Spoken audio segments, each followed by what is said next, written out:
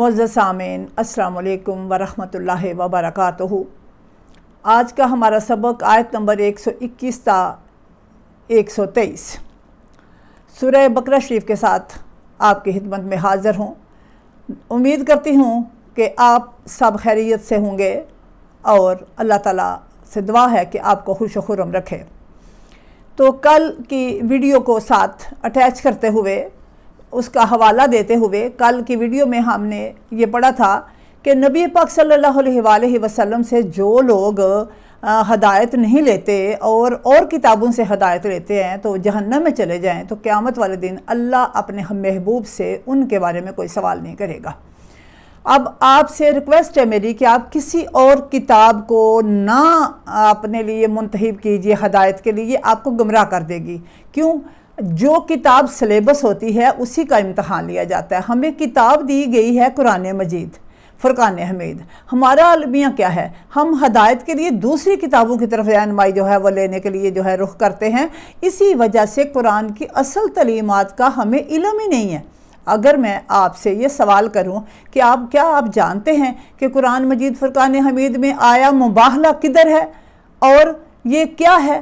اور اگر میں کہوں اجر رسالت والی آیت کون سی ہے، اگر میں کہوں کہ فاتحہ شریف کے کتنے اسماء مبارک ہیں، اسی طرح میں 2-4 کویسچن وہ مختصر سادے سے کیے ہیں، تو قطن بھی اس کے بارے میں نالج نہیں ہوگا۔ اگر میں کہوں گی کہ محکم اور متشابہ میں کیا فرق ہے، تو اس کے بارے میں بھی سوائے ان بچوں کے جو پڑھ اور سیکھ رہے ہیں وہ ان کا جواب نہیں دے سکیں گے۔ تو پتہ چلا کہ ہم قرآن کی تعلیمات وہ حاصل نہیں کر رہے۔ اگر ہم قرآن کی تعلیمات کو حاصل کریں گے تو کیا ہوگا؟ یہ ہوگا کہ ہمارا روزے کو افطار کرنے کا ٹائم قرآن کے مطابق ہوگا، ہماری نماز کا ٹائم وہ قرآن کے مطابق ہوگا، یا ہم زیادہ سے زیادہ اگر الجھ جائیں تو جو صحیح حدیث ہے، جو ضعیف نہیں ہے، ہم اس کے حوالے سے بات کو سمجھ سکتے ہیں۔ اور میرے نزدیک وہ بہترین وہ قرآن ہے، اور اللہ اور اس کے رسول نے بھی یہی فرمایا ہے، اسی کے مطابق میں نے فیصلہ کیا ہے۔ جب تک میں دوسری کتابوں کے ذریعے ہدایت حاصل کرنے کی کوشش کرتی رہی، میں مختلف مذاہب کو گنگالتی ہوئی بڑی مشکل سے قرآن تک وہ سفر کر پائی ہوں۔ تو آپ بھی اگر قرآن پاک کو ابھی تک آپ نے شروع نہیں کیا تو آپ میری ویڈیو کے ساتھ قرآن پاک کو شروع کر لیجئے، اور انشاءاللہ تعالیٰ آپ کو قرآن فہم میں داخل ہو جائے گا، اور آپ کو سمجھ آ جائے گی کہ سورہ بقرہ میں کیا ہے جو ہم مرنے والے کو راہ داری دیتے ہیں، آخر اس میں اس مردے کے لیے، اس میت کے لیے کیا ہے۔ تو قرآن مجید اس کے علاوہ کسی کتاب سے ہم نے ہدایت نہیں لینی، اور آپ سے یہی گزارش ہے کہ قرآن کے علاوہ کسی کتاب سے کبھی ہدایت نہ لینا۔ گمراہی ہی گمراہی ہے، کیونکہ نبی مکرم صلی اللہ علیہ وآلہ وسلم نے فرمایا ہم اہل بیت کے علاوہ جن دروازوں سے بھی آپ علم حاصل کرو گے تو وہ سارے دروازے آپ کو گمراہی کی طرف لے جائیں گے۔ نام تو پوری دنیا میں محمد رسول اللہ صلی اللہ علیہ وآلہ وسلم کا چلے گا، لیکن آگے جا کے وہ الگ ہوگا۔ جیسے ہم نے لاہور جانا ہو، ہم لاہور کی بس پکڑتے ہیں، اب ایک ٹوٹا بھی جا رہا ہے، ایک کنڈیشن بس بھی جا رہی ہے، ایک ویسے سادی بھی جا رہی ہے، ایک کوئی وہ اور وین بھی جا رہی ہے۔ اب سب کی منزل ایک ہی ہے، لاہور، لیکن جانے والی جو چیز ہے اس میں جو فیسیلٹیز ہیں وہ الگ ہیں۔ اب آپ نے پیسے کے مطابق کرنا ہے، جتنا آپ کے پاس ٹکٹ کے پیسے ہیں اتنی آپ وہ مہنگی سے مہنگی بس کا انتخاب کر لیں گے۔ اسی طرح قرآن مجید فرقان حمید میں آپ نے کس دروازے سے علم لینا ہے، یہ جتنی سوچ آپ کی امیر ہے، جتنی سوچ آپ کے اندر امارت ہے، تفکر والے ہو، تو آپ بہترین وہ آخرت میں اپنے آقا سے ملنے کے لیے بہترین آیات کا انتخاب کرو گے، اور یہ آپ نے خود کرنا ہے، آپ کو کسی نے نہیں کروانا۔ ایگزامینیشن ہال میں آپ کے ساتھ کوئی نہیں ہوگا۔ تو آج کا اپنا سبق اس کو دیکھتے ہیں۔ اعوذ باللہ من الشیطان الرجیم، بسم اللہ الرحمن الرحیم۔ الذین آتیناہم الکتاب یتلونہ حق تلاوتہ۔ بڑی مزے کی بات اللہ رب العزت نے فرمائی ہے۔ کیا فرمائی ہے؟ اور توجہ کیجئے گا، بڑے اگر ابھی تک آپ نے توجہ نہیں کی میری بات کی طرف تو بالکل ہمتن گوش ہو کے میری بات کو سنیے۔ قرآن کی تلاوت تو سبھی کرتے ہیں، اور جنہیں ہم نے کتاب عنایت کی ہے جنہیں ہم نے کتاب یعنی جنہیں ہم نے یہ قرآن مجید کی کتاب جو ہے عنایت کی ہے، وہ کیا کرتے ہیں؟ وہ یتلونہ حق تلاوت ہی، وہ اس کی تلاوت کا حق ادا کرتے ہیں۔ اب قرآن مجید کا حق تلاوت، جیسے میں نے پچھلی ویڈیو ایک میں بتایا جس میں نے کہا کہ حق کیا ہے۔ حق جو ہے اس ادا کرنا، جیسے ہمارے حق میں کوئی اچھی گواہی نہ دے تو ہم کہتے ہیں بھئی وہ بڑا ہی جو ہے وہ اندر سے منافق ہے کہ وہ جانتا تھا اس بات کو تو اس نے ہمارے حق میں گواہی نہیں دی، اس کا مطلب ہے کہ وہ بندہ ہمارے ساتھ مخلص نہیں ہے۔ تو اسی طرح نبی پاک صلی اللہ علیہ وآلہ وسلم نے فرمایا قرآن اور اہل بیت ان دونوں کو اکٹھا رکھنا ہے۔ اگر اہل بیت کے ساتھ بغض ہے اور صرف قرآن کو برائے نام ہم پڑھتے ہیں تو اس کا مطلب ہے ہم قرآن کی تلاوت کا حق ادا نہیں کر رہے۔ جنت کے سرداروں کو، جنت کی پاک سردار سیدہ پاک کو، اپنے آقا کریم کو، ان کو ساتھ ساتھ رکھنا ہے۔ کن کو؟ 5 کو۔ ان کو 5 اہل بیت سے مراد ازواج بھی ہیں، لیکن میں صرف قرآن اور اہل بیت کی بات کر رہی ہوں۔ اہل بیت سے مراد وہ سب لوگ ہوتے ہیں جو ایک گھر کے اندر رہتے ہیں۔ آگے پھر کیٹیگریاں ہوتی ہیں، اس میں تو پھر خدام بھی آ جاتے ہیں، کنیزیں بھی آ جاتی ہیں، تو ازواج بھی آ جاتی ہیں، اولاد بھی آ جاتی ہے، بیویاں بھی آ جاتی ہیں، سارا کچھ آ جاتا ہے۔ تو یہ ہے کہ جس وقت ہم بات کو علیحدہ کریں گے تو جیسے آپ نے دیکھا ہو میاں بیوی کے درمیان کبھی بھی کوئی لڑائی جھگڑا ہو جائے تو اولاد کا وارث ہمیشہ باپ بنتا ہے۔ چھوٹے ہونے کے حوالے سے اگرچہ ماں کو مل جائے لیکن اصل وارث جو ہے وہ باپ ہی بنتا ہے۔ باپ کہتا ہے یہ میری اولاد ہے۔ تو اسی طرح آپ نے یعنی جو وارث ہے قرآن کا وہ ہے محمد و آل محمد صلی اللہ علیہ وآلہ وسلم۔ اگر آپ ان کی محبت کو دل میں رکھ کے قرآن مجید کی تلاوت کرنا چاہ رہے ہیں یا کر رہے ہیں تو آپ کو اللہ تعالیٰ مزید راستہ دکھائے، اور وہی حق تلاوت ہے۔ قرآن مجید کی تلاوت کا حق وہی لوگ ادا کرتے ہیں جو قرآن اور اہل بیت کو ساتھ رکھتے ہیں۔ اولئک یؤمنون بہ، اور یہی لوگ ہیں جو اس قرآن پر ایمان لائیں گے۔ کتنی پیاری بات ہے۔ اگر آپ کا پہلے یہاں سے جو ہے کلیئر ہوگے تو پھر قرآن کی آیات کو تلاوت کرو گے، پھر ان پر آپ کا ایمان پختہ ہوگا۔ جب پہلی چیز غلط ہو جائے نہ بیٹا سامعین تو پھر یقیناً جو ہے وہ بچوں کو میں پڑھایا کرتی تھی، اس لیے اکثر میرے منہ سے جو ہے بیٹا نکل جاتا ہے، تو وہ بچوں کو پڑھانے کے حوالے سے اس کے لیے معذرت چاہتی ہوں میں۔ جی، تو وہ کیا کرتے ہیں؟ وہی لوگ اس قرآن پر ایمان لائیں گے۔ کون؟ جو تلاوت کا حق ادا کریں گے۔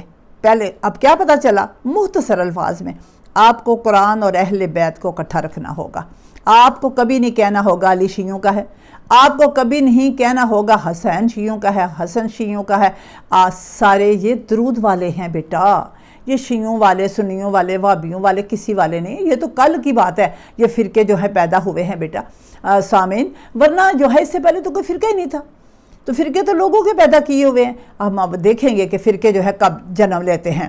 آگے دیکھتے ہیں وَمَن يَكْفُرْ بِهِ فَأُولَٰئِكَ هُمُ الْخَاسِرُونَ، اور جو اس سے کفر اختیار کرے گا، کس سے؟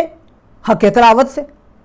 جو حق تلاوت ادا کرنے کے بارے میں سوچے گا نہیں اور خالی پڑھ کے جو ہے عربی میں آگے گزر جائے گا، سمجھ حاصل نہیں کرے گا، تو اللہ تعالیٰ فرماتے ہیں اور جو اس سے کفر اختیار کرے گا، کس سے؟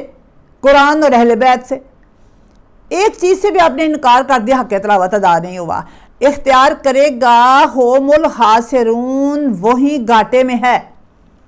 میرا نہیں خیال کہ اس سے بڑی کوئی آپ کو دلیل کی ضرورت ہے، یا کسی کتاب کے حوالے کی ضرورت ہے، یا کسی اور مولوی سے پوچھنے کی ضرورت ہے۔ حق تلاوت، حق تلاوت بس۔ تو الحق مع علی، ہمارا ثانیہ یہ ہے، علماء نے کیا کیا ہے؟ علماء حضرات نے ہم سے وہ اہل بیت کے بارے میں جو احادیث ہیں ان کو چھپا لیا ہے۔ اس کی وجہ سے ہم جو ہے وہ کافی دور چلے گئے ہیں ایمان سے۔ تو آپ توجہ کیجئے گا، امید کروں گی کہ آپ کو ضرور تلاوت جو ہے کرتے ہوئے اہل بیت طہار کی محبت، بادشاہ حسین کی محبت، بادشاہ حسن کی محبت، جناب سیدہ پاک کی محبت، جن سے نبی پاک صلی اللہ علیہ وآلہ وسلم جو ہے وہ کتنی زیادہ محبت کرتے تھے۔ اینڈ پہ میں اس کا ایک واقعہ بھی آپ کو سناؤں گی یا بانی اسرائیل اذکروا نعمتی التی انعمت علیکم وانی فضلتکم علی العالمین۔ آپ جانتے ہیں کہ پیچھے ہم نے کیا پڑھا ہے کہ بنی اسرائیل جو ہے ان کو اللہ تعالیٰ نے کتنا لاڈلا رکھا ہوا تھا۔ تو اب انہی میں آپ نے دیکھا کہ جب انہوں نے جو ہے وہ ہتتن کو ہنتتن میں بدل دیا، اور پھر جو ہے من و سلوہ کو عام اناج میں تبدیل کر دیا، اور اسی طرح جو ہے وہ گائے کے معاملے میں کتنے سوال و جواب کیے۔ تو یقیناً آپ کو پچھلی ویڈیو ساتھ اٹیچ کرتے ہوئے آپ کو جب قرآن کی سمجھ آ جائے گی نا کہ میں نے پیچھے کیا پڑھ لیا ہے، تو میرا خیال ہے کہ تھمب نیل کے اوپر ہیڈنگز ہی ہیں، اور وہ ہیڈنگز آپ کو یاد ہو جائیں گی تو آپ کو خود ہی سمجھ آ جائے گی کہ میں نے کتنا قرآن پاک پڑھ لیا اور اس میں کیا کیا بات اللہ تعالیٰ نے فرمائی ہے۔ تو ترجمہ دیکھتے ہیں۔ اے بنی اسرائیل میری وہ نعمت یاد کرو، یا بنی اسرائیل، اے بنی اسرائیل، اذکروا یاد کرو، نعمتی التی میری وہ نعمت یاد کرو، انعمت علیکم جو میں نے تمہیں عطا کی ہے، جو میں نے تمہیں عطا کی ہے اس نعمت کو یاد کرو، وَأَنِّي فَضَّلْتُكُمْ عَلَى الْعَالَمِينَ، اور یہ کہ میں نے تمہیں اہل عالم علی العالمین یعنی عالمین پر فضیلت دی، پوری دنیا کے لوگوں پر بنو اسرائیل کو جو ہے فضیلت دی گئی، لیکن انہوں نے اس فضیلت کی قدر نہیں کی۔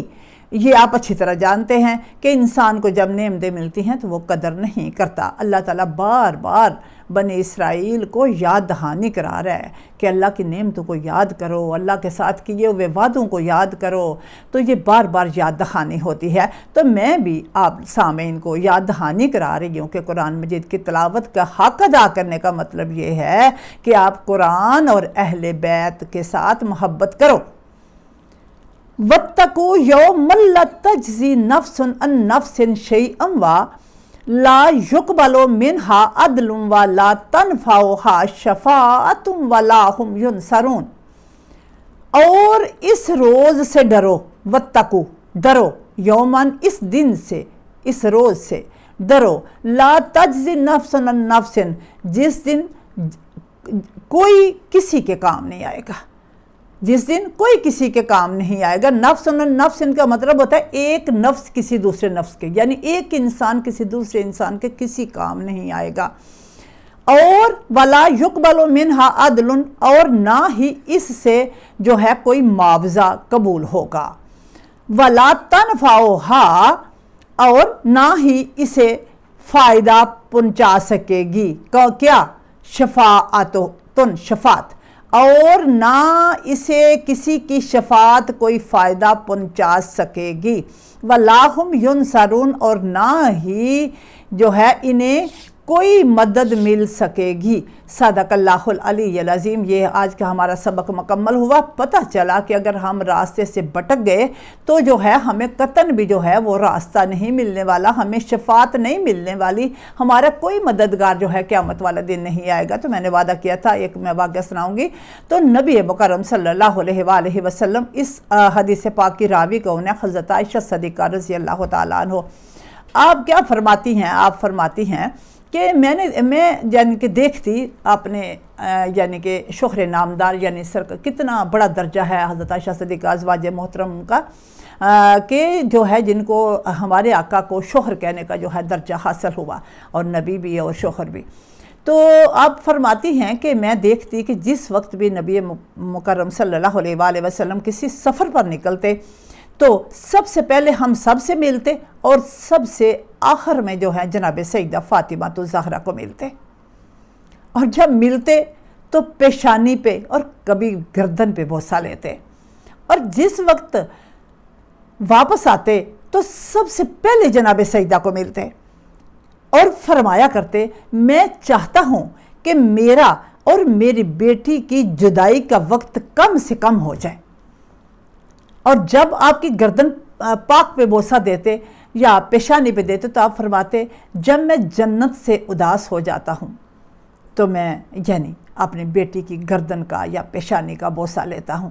تو پھر اسی ذات کی اولاد کو اگر ہم جو ہے سامعین اہل تشیع کو دے دیں گے، ہمارے پاس تو کچھ بھی نہیں بچے گا۔